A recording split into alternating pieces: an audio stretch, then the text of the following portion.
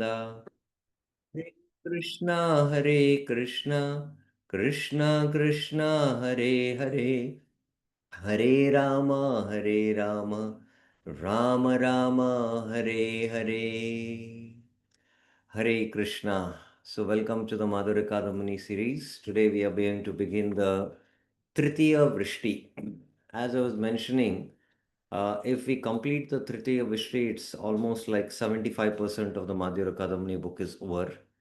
And among all the three Vrishtis, the first three, the Tritiya Vrishti is the most important. And the main obstacles in devotion, the anarthas, which is being discussed here in the Tritiya Vrishti, will come up. And it is very important, so we'll go step by step into this discussion. And before we begin, let's. Oh, one second. Somehow I had placed the Mangalacharan verses. It has not come. Okay, I'll take the Mangalacharan verses.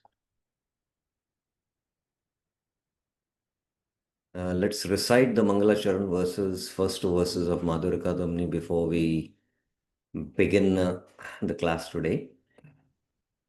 Ridva navabhaktishasya vitate sanjeevani swagama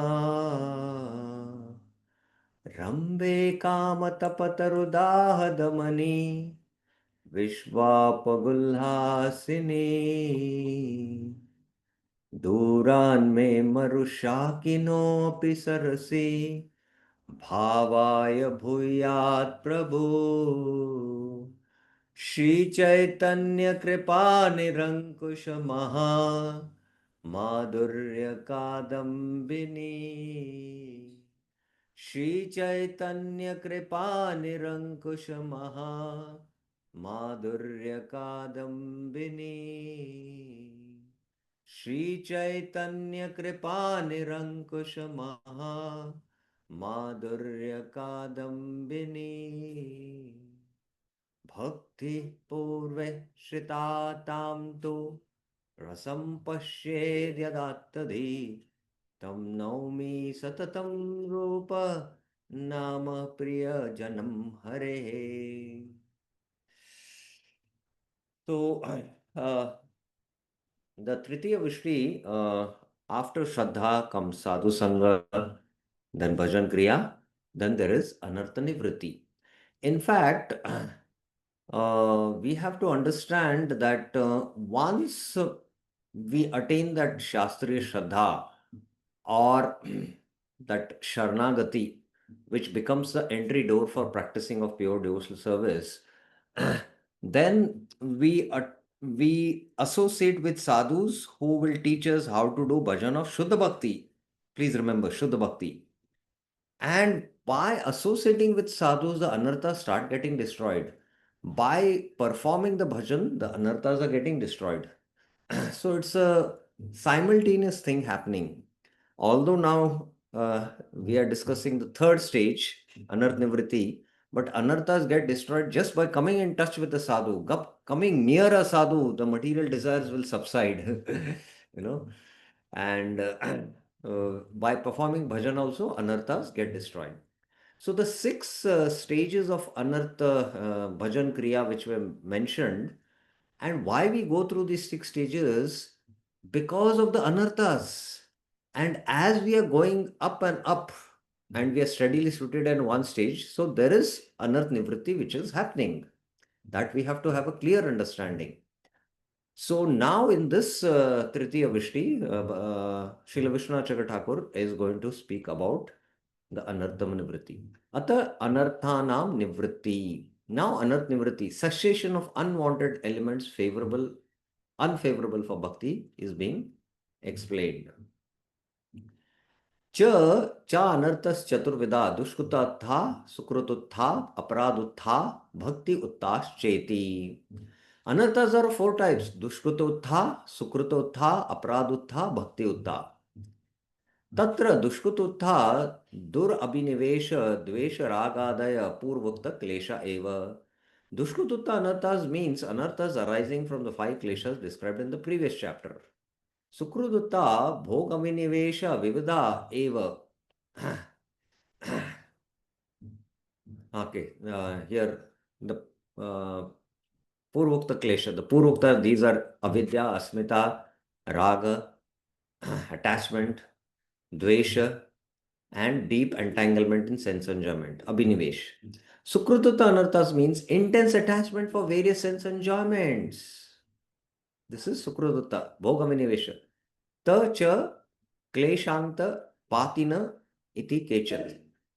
Some include this anartha within the five types of kleshas. So within the five types of kleshas also the Sukrita are included. Apradutta anarthas means anarthas arising from nam aprad. Apradutta itti atra nam aprad eva grinanti. Now please mark this very, very important. This is because Sukrututta and Dishrututtana, Utthina, we can very quickly get rid of. But Aparadutta are, they are, Atra Nam Apradeva Grananti. It is Nam Aprads only. Now, my question to you all is why Vaishnava Aparad is not considered among the Apradutta Anarthas, but only Nam Aprad? What is the reason? Anyone?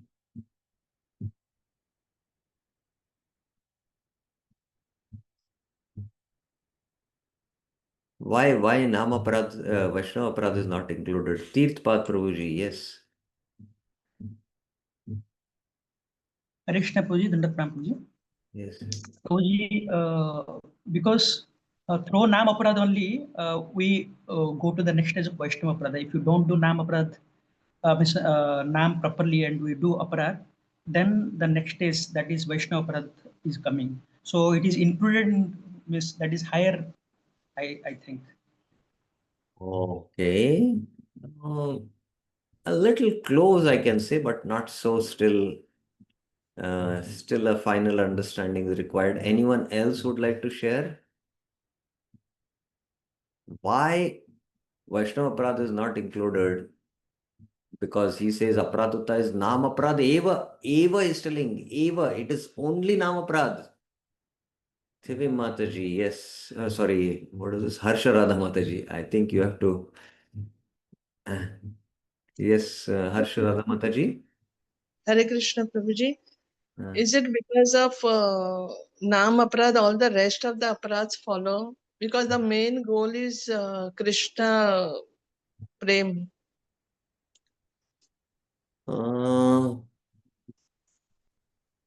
Still, I'm looking for a much clearer answer. Anyone else would like to try? Anyone else? Beer Krish Prabhuji, what are your thoughts on this?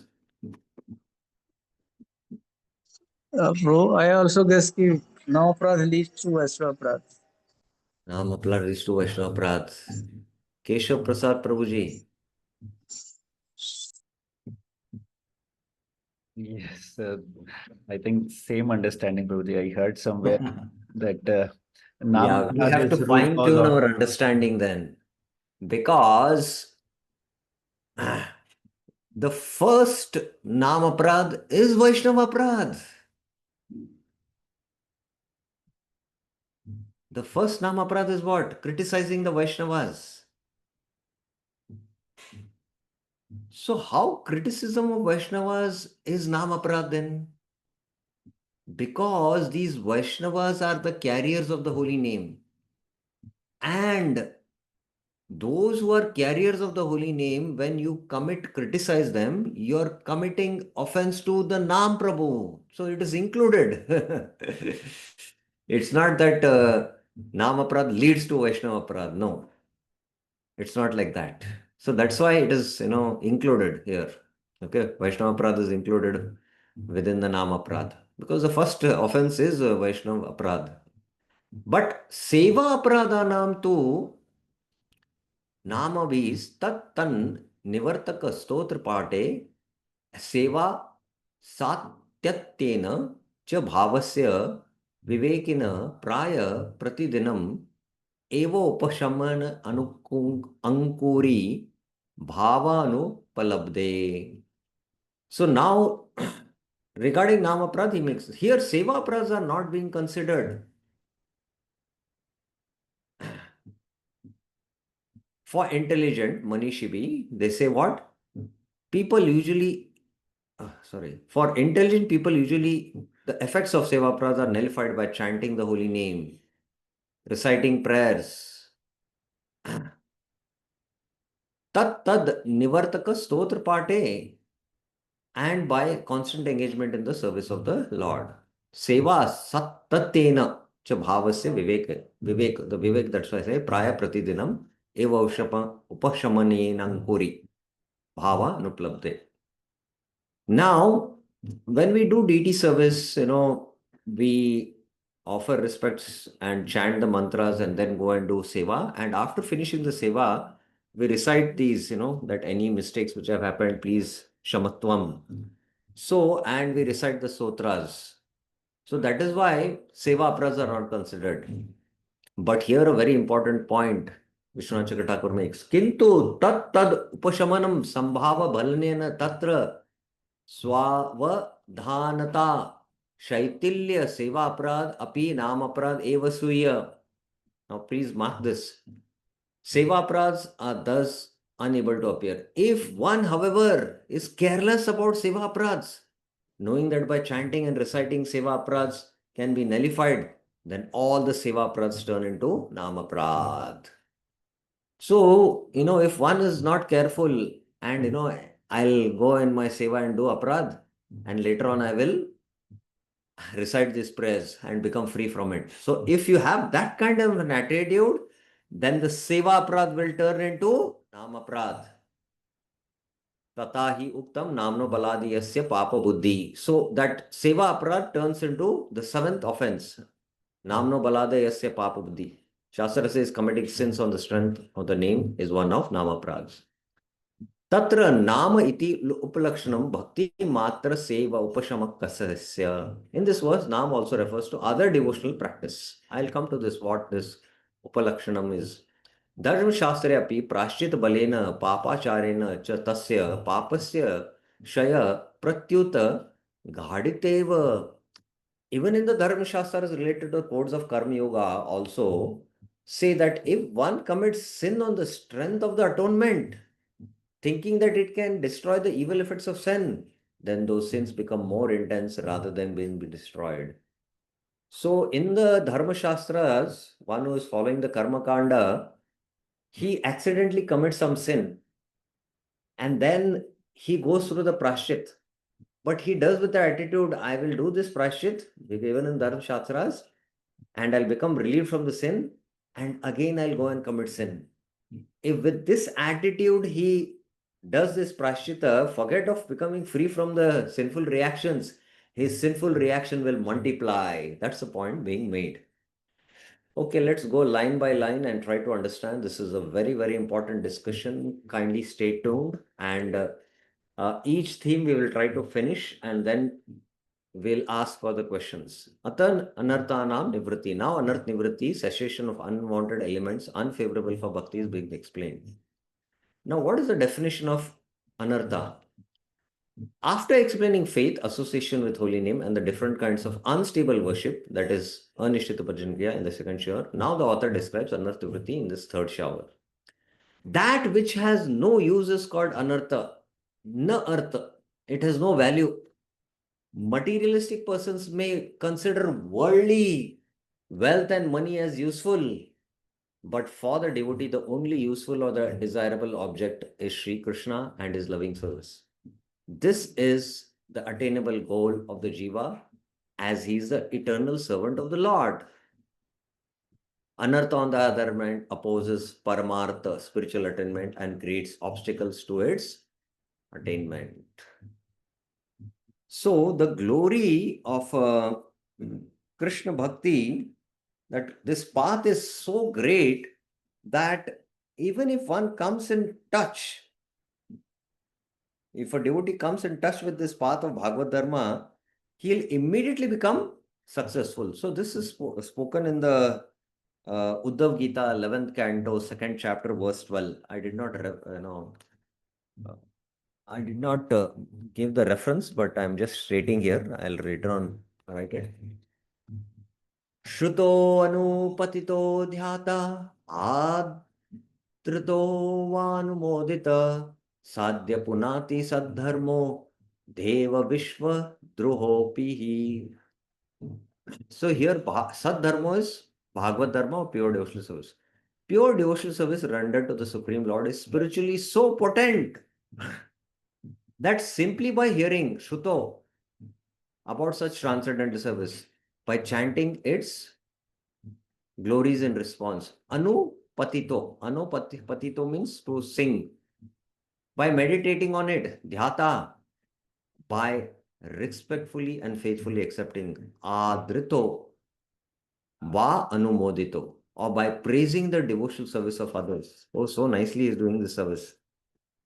Even persons with hate, who hate the demigods, Deva, and all the living beings, Vishvadroha, P, can be immediately purified. Sadhya Punati. So this is the glory of devotional service. So if this is the glory of the devotional service, you get immediately purified by just, it's so potent. Bhakti is so pure just by hearing, chanting, or meditating, or respecting the saints, or praising those who are practicing devotional service. And even if you are a hater of the demigods, even if you are hating all living entities, you'll immediately get purified. Then why, it doesn't show this effect, Sadhya Punati? It's because of aparads. Every sincere sadhaka should definitely study this chapter with careful attention, because this is the effect of Sadharma. But why this effect doesn't happen? It's because of anarthas or aparads. Narottam Das Thakur says, Antarayaya nahi jaya, aise parama bhaya. The greatest fear is that the anarthas are not going away. My anarthas are not going away. How many of us feel every day, when we get up, we see, let's take a honest vote. Kindly on your cameras. I would like to have your darshan, everyone. Can you on your cameras? Everyone. So how many of us feel after 10-15 years, there is some slight change which happened with our initial beginning practices, and our nature has been the same as it was before? How many of us feel? Raise your hands. Even I feel so, frankly speaking. Our whole conditioned nature is like that. So, what is this? Anarthas have not gone away. And sadhyo, immediately, this verse of the Bhagavatam is saying, sadhyo, it happens. Why? Because of anarthas, because of anarth nivriti has not happened, because apradhs have not gone, especially anarthas. And this is my fear, Narottam Das Thakur is saying, this is my fear. Material desires are the main causes of anarthas, of the bondage of the living entities from beginningless time, avidya. And their vices come in 4 different kinds: dushkututta, sukrututta, aparadutta, and bhakti uttha. So this is the reason, because of this.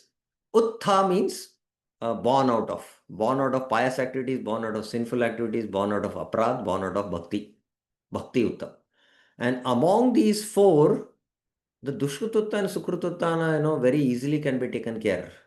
But aparadutta, Vishwanath Chakra Thakur is going to spend a lot of discussion in this chapter. Bhakti Utta also is an obstacle in one sense.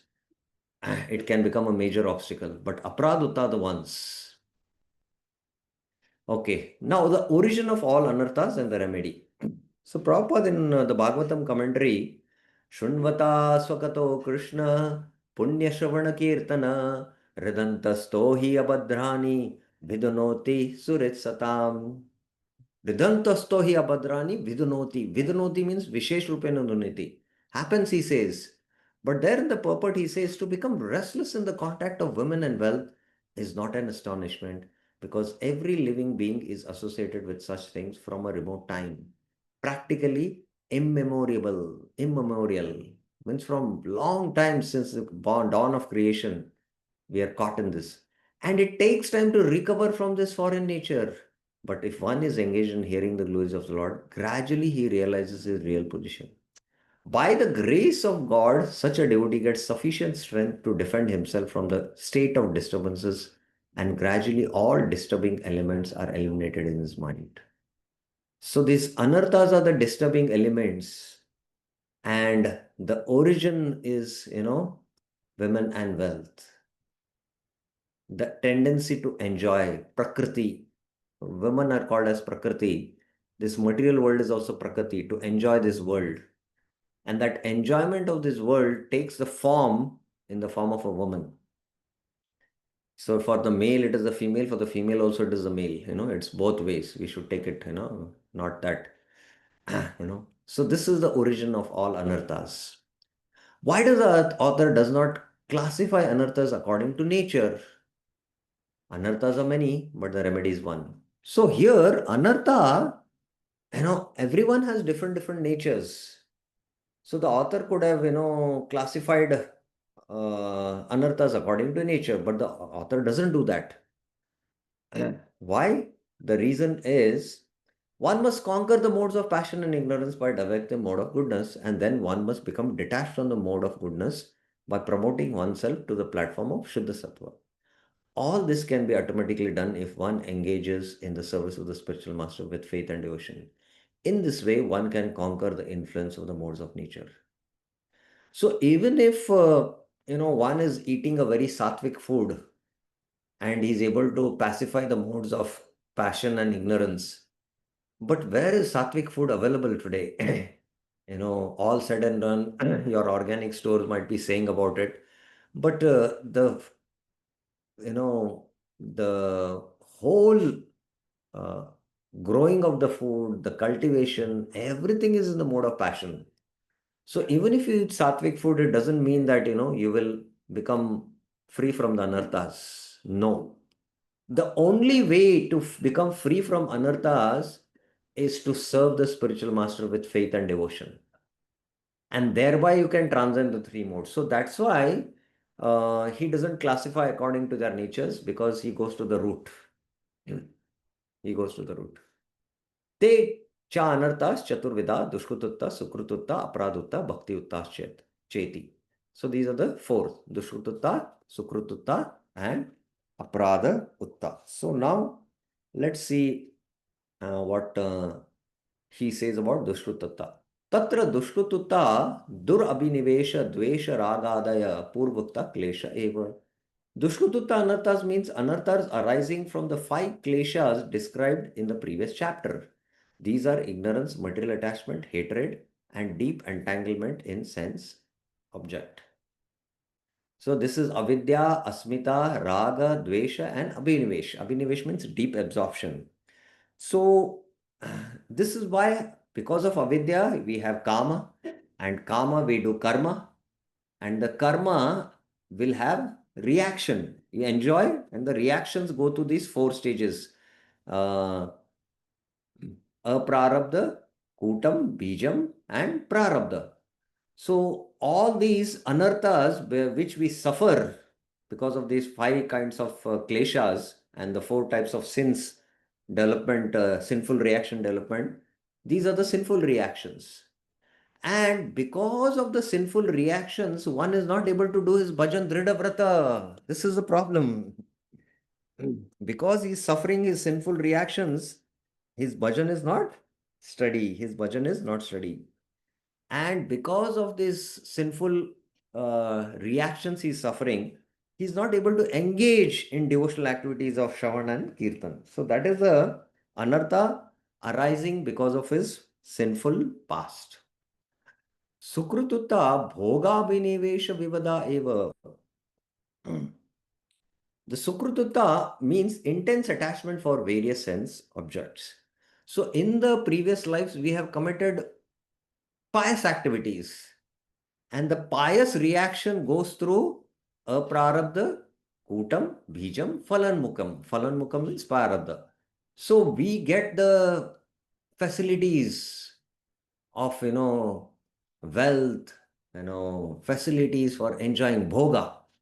And because of this bhoga, we are enjoying the bhoga, and that's why it becomes an obstacle in our bhajan. So one of my very close friend, he was telling that he had gone to London, and his very close friend told, please, he's a devotee. He said, please come and stay with me in my house. So just to keep him happy, he went, and in his house, there were only 25 kitchens. Only 25 kitchens. So you can imagine how many rooms this must be.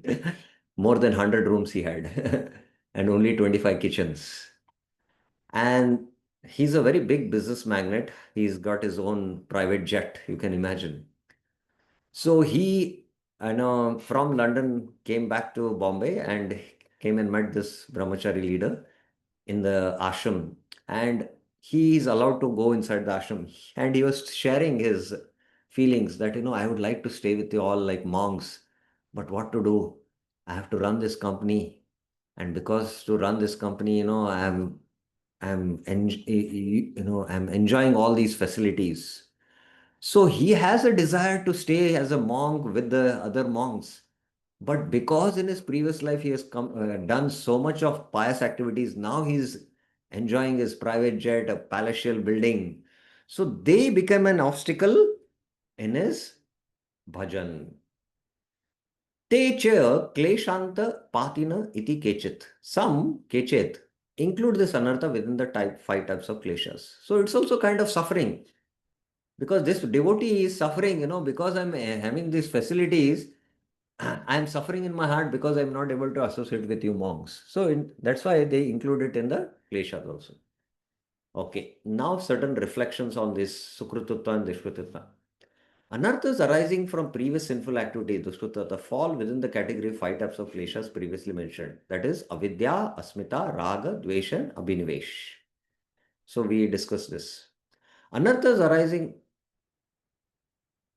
I already mentioned. The desires for sense enjoyment appear in the heart as a result of bodily consciousness. This further is the cause of appearance of sins like theft, illicit sex, murder, lying, eating forbidden food, and others. These desires distract our mind during Shravan, Kirtan, Smaran, Puja.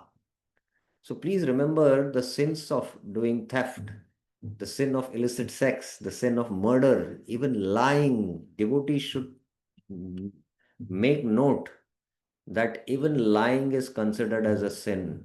And that's why, if if you're practicing a devotional service and you don't take care of these things, and eating outside food, which is cooked by others, and not offering food. If you get outside food and offer, that's also not prasad, and many other things. So these small things we don't take care, then they will create, distraction in our bhajan. This is a very important point. Anarthas arising from previous pious activity, shuktuta, is desire for heavenly pleasures, desire for liberation, desire for mystic powers. They also distract us from our practice of bhakti and therefore deprive us of the pleasure of devotional happiness. So in the Bhakti Rasamrita Sindhu, Rup Goswami quotes this verse. Bhukti mukti sprahayavat pishachi hridi vartate dhavad bhakti sukasyatra katam abhyudayo bhavet. The material desire to enjoy the material world, bhukti, and the desire to become liberated from material bondage, mukti, are considered to be two witches. Spruha yavat pishachi hridi vartate. They are like two witches that they haunt one like ghost. As long as these witches remain within the heart, tavad, how can one feel transcendental bliss? Tavad bhakti sukasyatra. As long as these two witches remain in the heart, there is no possibility of enjoying the transcendental bliss of devotional service. Katam abhyudho bhavet. So this is a very important verse And here, this bhakti, tavad bhakti sukasyatra. So here, bhakti means what? What does this bhakti refer to? Anyone would like to throw some stone and check whether it hits the target? What does here bhakti refer to? What is this bhakti?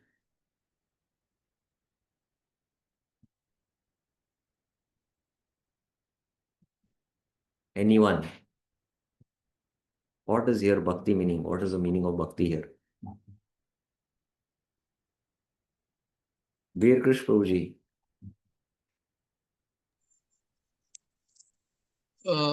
Hare Krishna, bro. It is definitely Shuddha Bhakti only, but it refers to Bhava Bhakti. No, see, when you say Shuddha Bhakti, whether it is Bhava Bhakti, Prema Bhakti, or Sadhana Bhakti, it doesn't matter, frankly speaking. But it is Shuddha Bhakti, definitely. Yeah, it doesn't matter because it is. So here it is actually referring to Shuddha Bhakti.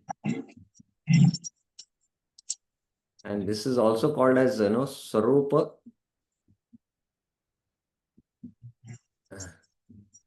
Siddha Bhakti. Swarup. Okay. So this Shuddha Bhakti or Uttama Bhakti also what mean? So actually, when one practices bhakti, there are material desires in the heart. There are material desires. And as we practice bhakti, these material desires, anartha starts happening. So the bhakti which is practiced is actually Mishra Bhakti. The bhakti which is practiced is Mishra Bhakti because we have material desires. When only we fulfill the criteria in the Bhakti Rasamrit Sindhu 1.1.11, Anya Bilashita Shunyam, no desire for bhukti, no desire for mukti. When we fulfill these criteria, then we fulfill, Anya Bilashita Shunyam and Jnana Karma Dhyanavritam. So even in Mishra Bhakti, we are experiencing some kind of happiness. But the happiness of Shuddha Bhakti is compared to, you cannot compare to 50 years of Brahmanand. 50 years of Brahmanand of Brahma's life, not our life. If you compare, then you are committing a great offense to Bhakti. Brahma's life, it is, sorry. So if one is absorbed in the bliss of Brahmanand for, half the life of Brahma, viprarabdha, one pararth is half the life of Brahma. Even that you cannot compare to the happiness of bhakti. So that happiness of bhakti which is being referred is the happiness of Shuddha Bhakti or Sarup Siddha Bhakti. So please remember that we are also experiencing, in our even Mishra Bhakti stage, happiness. But that happiness is like a small, puddle or a small oasis in the lake or a small lake in a city. But the bhakti, when you come to the stage of Shuddha Bhakti practice, whether it is sadhana stage, bhava stage, or prema stage, that happiness is like an ocean in which we can't even imagine. That's why he's saying Katam Abhido Bhavet. So this is the point. Now coming to Apradutta iti atra namaprad eva grananti. So now if you have any questions up till now, I can take and then I'll start this Apradutta discussion. Any questions, any clarifications about up till now what we have discussed? Any questions you have? Veer Krish Prabhuji, yes. Hare Krishna, Guru. Through this Bhukti Mukti Spriha, now it appears that, theoretically we understand that we are not supposed to have, and we are trying also. And Prabhu, suppose ki we are not having desire for bhakti mukti, but sometimes stimulus, yeah, some I mean external what do you call, uh, I got your question. I got a question. First of all, we have a wrong understanding that we are not having these desires. These desires are deep rooted in the heart, and the external stimulus, when it comes, it activates the internal vasanas. It activates. But as we are practicing bhakti, we are battling. We don't want to enjoy this because we know that this is not favorable for our devotion. And that is a battle we are going through. It's not that we are welcoming them and we are full-fledged engaging them now. We see them as anarthas. We see them as anarthas. So there is a sincere, praying that, oh Lord, let me become free from these desires. So there is a battle going on and it is coming. And with the practice of bhajan, these get evaporated gradually. These get evaporated. So it's not that, so we are, having the goal to practice Shuddha Bhakti. Shuddha Bhakti. Some distraction backside. We have that desire that we want to practice Shuddha Bhakti, but these Bhukti and Mukti desires are there, and we are seeing them as anarthas. So in that say, we are favorably going towards pure devotional service, but we cannot say that we are practicing pure devotional service because we don't fulfill that criteria, Anyabhilashata Shunyam. Only when, there is a gradual adhikar we get from Mishra Bhakti to Shuddha Bhakti, that we have already discussed, from Ashuddha Sadhana Bhakti to Shuddha Sadhana Bhakti. So that gradual elevation happens. When Bhakti Devi manifests in the heart. Amishrita Jnanadi, Amishrita Shuddha Valla. It was mentioned in the previous chapter. When that pure creeper, Shuddha Shraddha, Purna Shraddha, when it happens, then Shuddha Sadhana Bhakti begins. And then, the anarthas are there because of Dushkutata Apratata, but because of the bhajan, these quickly get eliminated.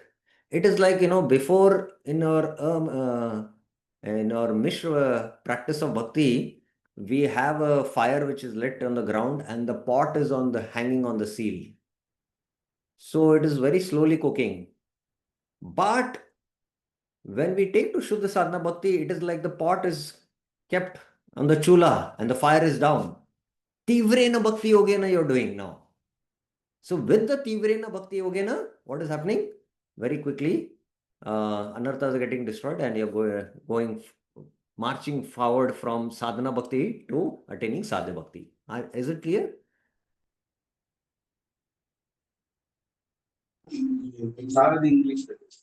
Yes, Prabhu. Just one clarification, Prabhu. Uh, uh, when we say that we have the lot of vasana and because of previous sanskara, we have the vasana, but we are not desiring. But when external comes, then it gets activated. So that's how the battle is going on. So Correct. now my point is, Prabhu, since we are not desiring to have bhakti mukti, but somehow it is battling. So One since we second, are not having, I got your question. 1 second. When you're battling, are you struggling or are you happy? it is struggling, Prabhu. Then katam bhakti sukasyatra abhido bhavet. Got it now? Yes, yes. When you're struggling, then it is not it's a struggle. Right. Okay. Thank you for bringing out this, it's it just, I also realized, after hearing your question, this understanding I also got. It's not that I have any, yes, Vinita Mataji. Krishna Prabhuji, Danvat Pranam. Can you speak a Prabhuji, the little? last part I could not grasp. That last shloka which is What last part? I know I have that to answer. battling and are you happy or struggling? I want to No, see understand here, that. the point he was saying that, see, when I don't have any desires to enjoy this world, but when the objects come in front of me, then there is a battle going on, because the vasanas are deep rooted and they, oh, let me enjoy. No, no, no, it's not good for my bhakti. Oh, let me enjoy. No, no, no. So internal struggle is going on. The tussle is going on. So when I'm struggling like that, that means it is favorable because I am going towards my goal is to practice Shuddha Bhakti. But when I'm struggling, then I'm not happy. But here it is mentioned, that's why that spruha is mentioned, spruha yavat. Spruha means what? Spruha means when these desires come, then that desires activate, spruha happens. Somebody comes and glorifies me, nobody is glorifying me, so I feel that, I'm not affected by glorification. But somebody comes and glorifies me, then you feel, wow, so nicely glorified me. Let him continue to glorify. So that desire has come, you know. And I see another devotee is approaching me. Oh, maybe he'll come and glorify me. Spruha.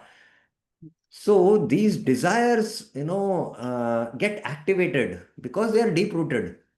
So as long as these desires are not there, completely they are eliminated you know, by our bhajan, then when we take up to Shuddha Bhakti, then we can experience the happiness of Bhakti. And then these are completely insignificant. The Mukti desire is, at Bhava stage it is mentioned, Moksha Lagutakrat, like that.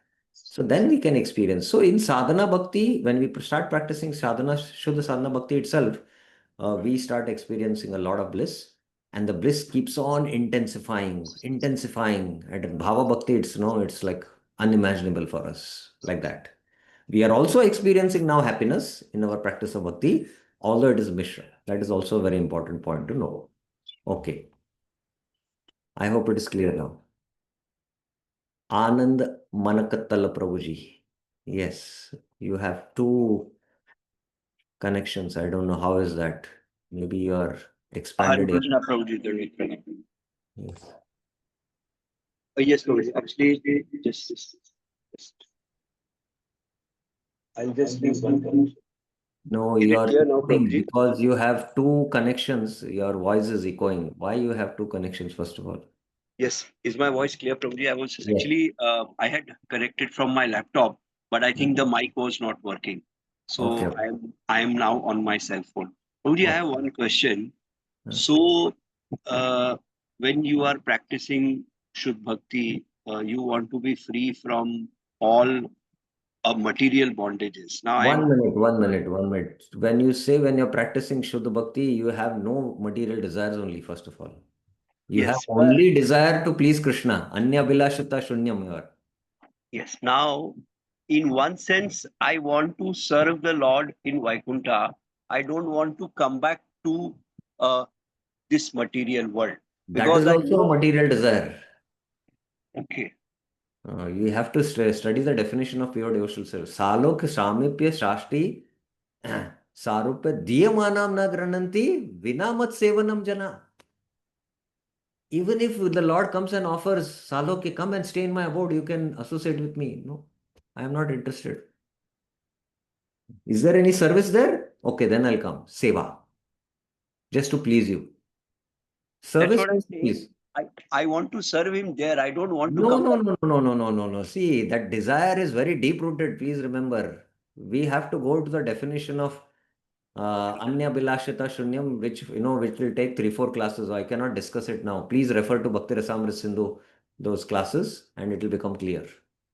Okay. Even staying in Vaikunta is Shuka Ishwarya and Premuttara. That is also not favorable to Uttama Bhakti. Okay? Okay. Okay, let's now go to Apradutta, which is the most important, and Vishwanath Chakravarti is going to spend most of this chapter in Apradutta discussion. Apradutta itya atra namaprada grinanti. Apradutta anarthas means anarthas arising from namaprada. Here, seva aparadhas are not to be considered. Seva aparadhanam tu. For intelligent people, usually the effects of seva aparadha are nullified by chanting the holy name, reciting prayers, and constant engagement in the service of the Lord. Seva aparadhas are thus unable to appear. Tattan nivartaka stotra pate seva sattatvena च भावस्य विवेकिन प्राय प्रतिदिनम एव उपशमेन अंकुरी भावा अनुलप्ते. It will not become अपराध, अंकुर नहीं होगा वो. It will not become, because प्रतिदिनम there is nivartak happening of stotra and part and all. किंतु तत्तद उपशमनम संभाव बलेन तत्र स्व Savadanata Shaitilya Seva Apradapi Nama Pradeva Siva. If one, however, is careless about Seva Prads, knowing that by chanting and reciting prayers, Seva Prads are nullified, then all the Seva Prads turn into Nama Prad. Yata Tatahi Uktam Namno Baladi Yasya Papa Buddhi. Shastra say committing sin on the strength of the name is one of the Nama Prads. Now, very important we have to discuss here is that what is the difference between offense and sin? And it is said that even a glimpse of devotion, not pure devotion, bhakti abhas, or you can say bhajan abhas, can destroy heaps of sins as easily like fire burns cotton. But aparadhas don't get destroyed. And the only way one can destroy offenses is to accept one fault and repent deeply. And for a sinful person can easily get the fruits of devotion, but not one who is offensive. And Chaitanya Charitamrit mentions here, Hena Krishna Nama Yadi Lahi Bahubar, Tabu Yadi Prema Nahi Nahi Ashudhar, Tabe Jani Aprada Tahata Prachur, Krishna Nama Bija Tahe Nahi Kare Ankur. If one takes the chanting of Hare Krishna Nama constantly, Hena Krishna Nam Yadi Lahi Bahubhar, we are every day chanting the holy names. Yet there is no prema and no tears. No prema, no tears are coming. Every day we are chanting the holy names. That means what we should understand? Tabe jani apratahate prachur. Then one should know that there has been some aparadhs, and that to prachur, lot. Krishnama bijataha nahite ankur. And in such a scenario, the seed of Krishnam does not sprout. Actually, the seed of Shuddhanam has not sprouted only. Because the moment you take one Shuddhanam, you will drown in an ocean of nectar. You will drown in an ocean of nectar. One name of Shuddhanam. So that means the bija has not sprouted at all. It is still within the ground because of lot of dirt of Mishra Bhakti. And you're chanting, but because of aparadhas, the beej has not taken ankur.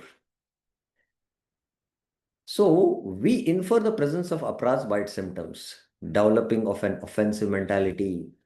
Offenses are diametrically opposite to bhakti, love, reverence, devotion.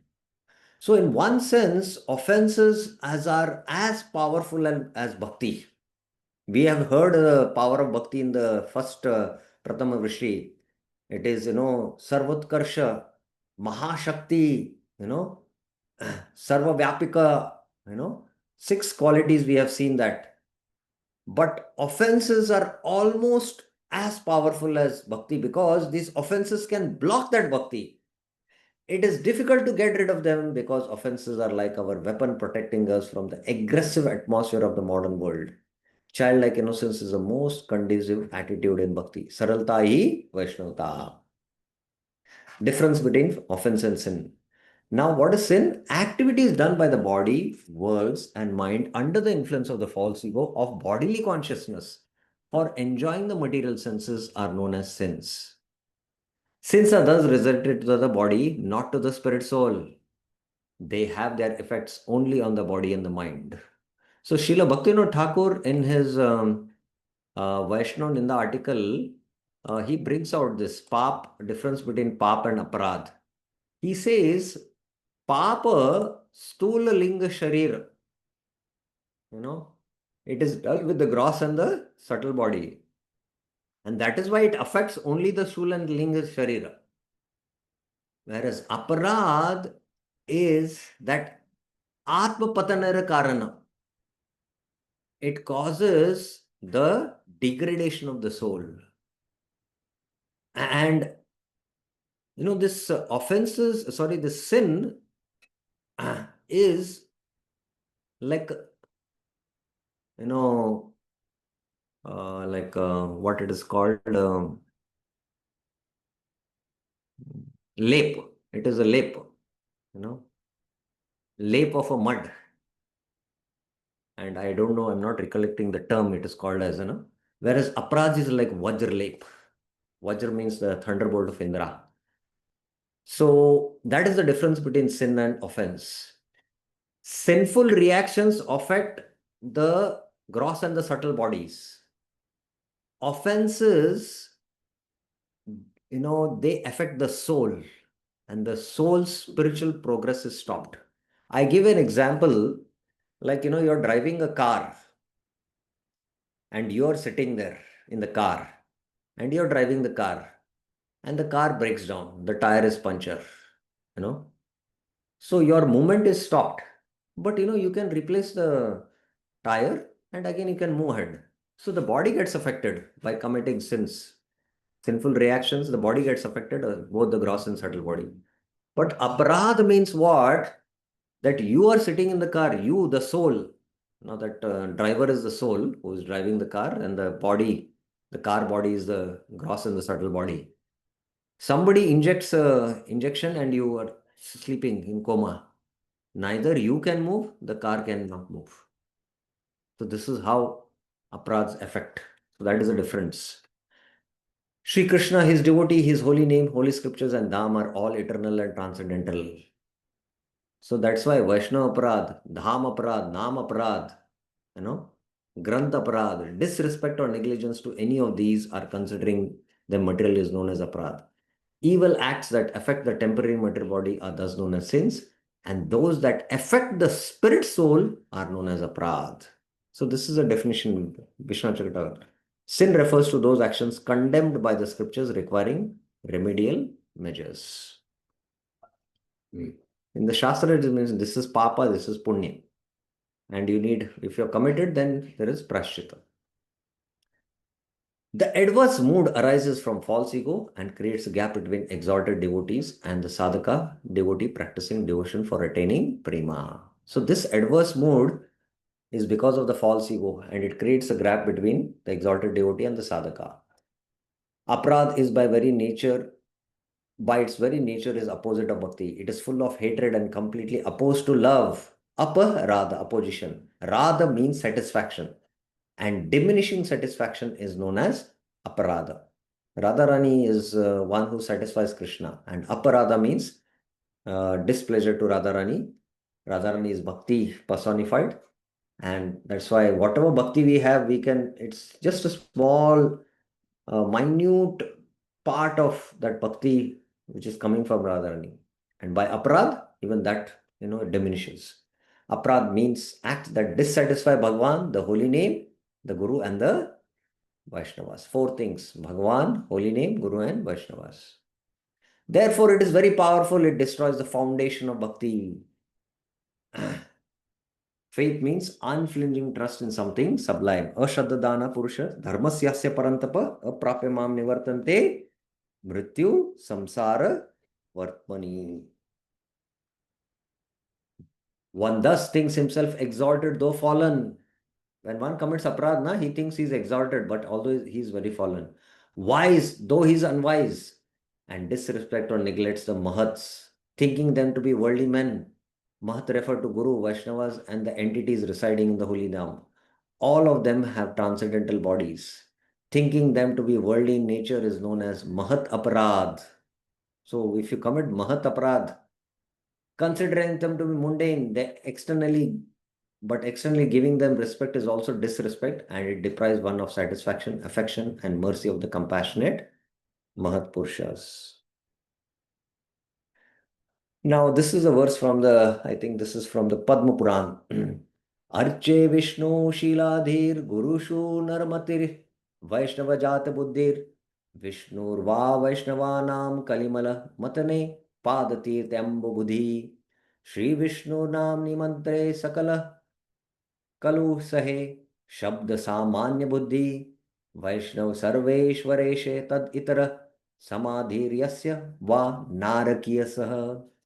One who considers the Archamurti, the worshipable deity of Lord Vishnu, Arche Vishnu Shila, to be stone, the spiritual master to be a ordinary human being. Guru Shu Naramatir, Vaishnava Jata Buddhi, a Vaishnava to belong to a particular caste, Jata Buddhi, and the mantra of the holy name of Vishnu to be material Vaishnava, material Vishnu, is possessed of a hellish mentality.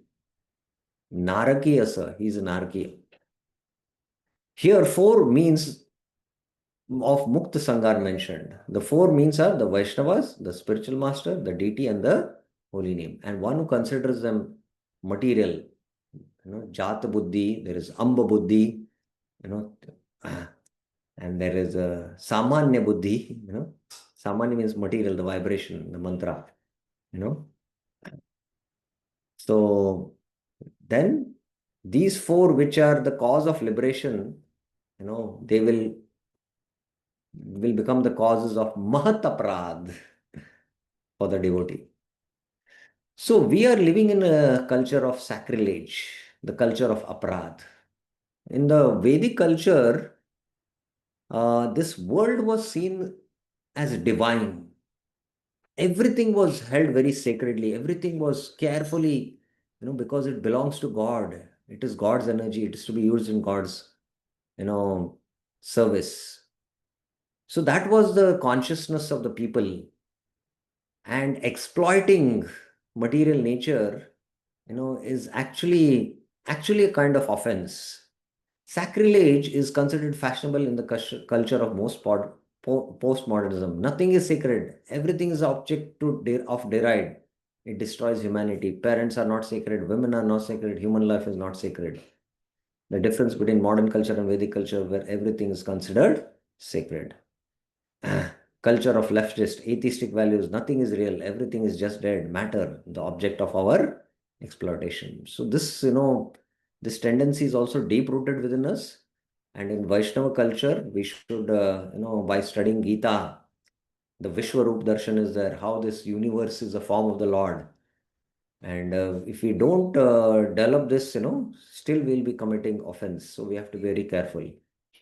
And that is why the culture of respect. Krishneti yasya giritam manasadriyeta dikshasti chet pranatabishcha bhajantamisham shushushaya bhajana vigyam ananya anya nindadi shunya ridam ipsita sangalabdhya. So one should mentally honor the devotees who chant the holy name. Krishneti yasya giritam manasadriyeta. One should offer respectful obeisances to the devotees who have undergone spiritual initiation and engaged in worshipping the deity. Dikshasi chet pranatabishcha bhajantamisham. And one should associate and faithfully serve the pure devotee who is advanced in undeviated devotional service. Shushushaya bhajana vigya ananya anya. And whose heart is completely devoid of the propensity to criticize others. Nindadi shunya ritam ipsita sangalapva. Okay, this is about aparadhs. I am not going into all these seva aparadhs, but very clearly there are these seva aparadhs. The 32 list is there in the Padma Puran, and then there is a further list in the 20 list in the Vara Puran, which is all discussed in the Bhakti Rasamrit Sindhu. One should actually make a point that, he should print this all and keep in, in a, like a printout. And he should see that how he is following all of these, and he should be careful that, when I'm doing Vaishnav Seva or Seva of the deities, that I don't commit this offense. And I should have an attitude that, oh, I'll be neglectful, I'll anyway commit offense. And later on, anyway, I can chant the Stotra Pata, the prayers, and become free. If you have that attitude, then that seva aparad will turn into nam aparad. So that's why I'll not deal that. The last part, tatra nama iti upalakshanam bhakti matra sevopa shamakasya. In this verse, nam refers to other devotional practices. Dharmashastrepi prashchit balena papacharyana na tasya papasya shaya pratyuta gaditeva. Even Dharma Shastras related to the codes of karma also say that if one commits strength on the strength of attainment, thinking that it can destroy the evil effects of sin, then those sins become more intense rather than being destroyed. Tatra nama iti upalakshanam. What did this means? So here is a definition. Swa pratipadakatve sati svetara pratipadakatvam upalakshanatvam. The act of implying something that has not been expressed. This is the definition of upalakshanam. Now I'll give an example. That which by establishing itself also establishes others is known as upalakshanam. Swapratipadita, by which it explains. That means if you are committing seva aparadhas, then you are committing nam aparadh also. And if you're in the dharma shastras, you're atoning with the intention to commit sin, then that is also, it will, instead of becoming free from sin, so it applies everywhere. So the point is, example, you see this example, it will become clear. If someone says, save the yogurt from crows, the idea is to save the yogurt. Crow is used as a upalakshanam to represent that the yogurt should be saved from other birds, animals like cats, dogs as well. So when I say save the yogurt from the crows, it means to save from everything else. So when I say you save yourself from not committing aparadh by not committing seva aparadh, that means even from the dharma shastras also you should not commit. The same attitude you should not have. For everything it applies. So that's why nam is used as a upalakshanam here. Just like yogurt, the crow is used as a upalakshanam to save the yogurt. Similarly, when the holy name is mentioned, it means the holy name itself as well as all other items related to bhajan. So it includes all other items. The word nam in the phrase namaprad is being used to represent all the angas of bhakti that destroys sin and aparad, of which the holy name is the primary ang. It means that no other activity of bhakti should be performed as a countermeasure against consciously committed, premeditated sin. So one can, not think that, I'll tell some lies today, and then every day morning I do the protection of, I do bhakti, Devi, Tulsi Madani pradakshana, Yani Kani Japapani, or I'll do a parikrama of Vrindavan, or I'll bath in Yamuna, fast on certain days on Ekadasi, and I'll become free from that, lie which I have told.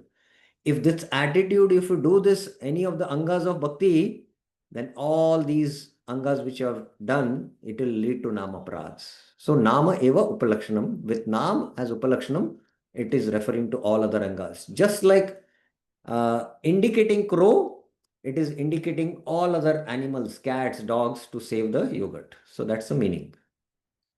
So that ends the discussion. Any questions you have?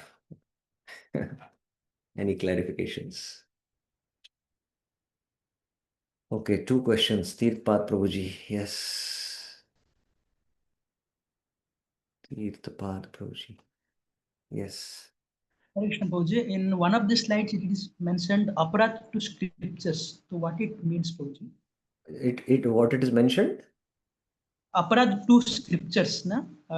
In one of the former slides. Aparadh to scriptures means disrespecting the scripture. You keep the scripture somewhere on the ground.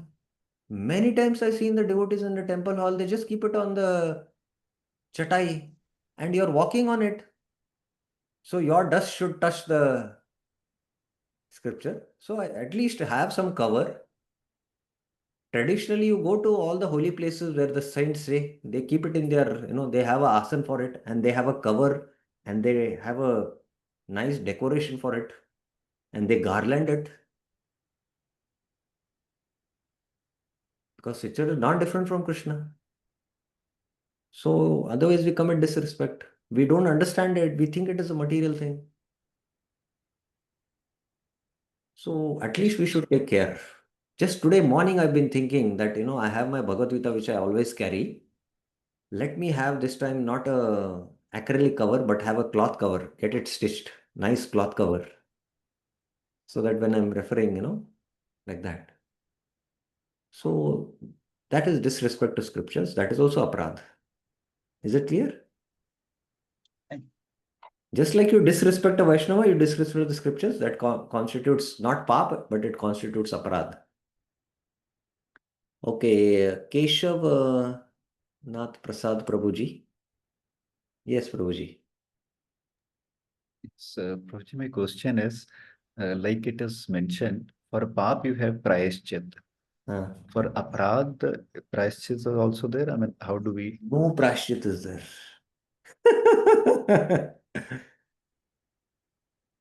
Prabhupada says, in the Shravanam Kirtanam Vishnu Smaranam Padasevanam commentary on 7:5:23 to 25, these two verses, he says that one, if he is the most sinful of the sinful, he can become delivered by practicing bhakti.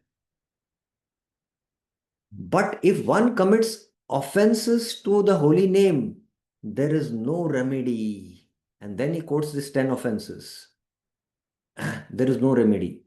If one commits a Vaishnava aparadh, he has to go and ask forgiveness from that Vaishnava. But if one commits Nam aparadh, then he has to go to Nam Prabhu and beg forgiveness. Oh, Nam Prabhu, I committed offense today while chanting. I did not carefully chant. And he has to glorify Nam Prabhu by reciting prayers and glorification of Nam Prabhu. The Sri Namashtaka 8 verses are there. And the remedy to become free from offenses is to constantly, without interruption, for a long period, chant and cross this Namaprad stage. That is the only remedy. And see that we don't commit. And moment we come to the stage where we realize this Nam is a conscious person, it is Chintamani. It is non-different from the Lord. Because when you touch, current, you feel the vibration in your whole body is shaking. So when you touch the holy name and you start feeling ecstasy, then you realize that this is a spiritual substance. Then you will never commit offenses, any of the 10 offenses. Then you're safe. But to come to that stage, you have to continuously chant and become free from Namaprad. That's the remedy. Is it okay? Okay. Bir Krish Prabhuji. Hare Krishna, Prabhu. Prabhu, just one clarification.